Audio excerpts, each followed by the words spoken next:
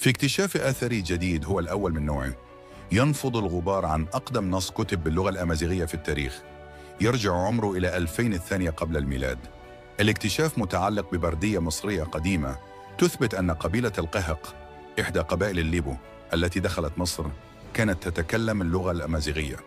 هذا ما كشف عنه الباحث جيسون سيلفستري من جامعة كاليفورنيا بعد دراسته لهذه البردية التي عثر عليها بمنطقة دير المدينة من قبل عالم المصريات دروفيتي في بداية القرن التاسع عشر، حيث تم ترجمتها من قبل الباحث ليكون الكشف عن أقدم نص أمازيغي.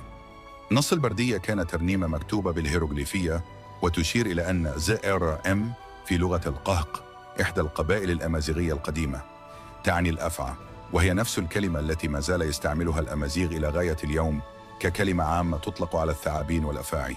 وهذا الدليل مادي من ذلك العصر يؤكد بأن قبائل الليبو كانت تتكلم الأمازيغية حتى بعد دخولها إلى مصر.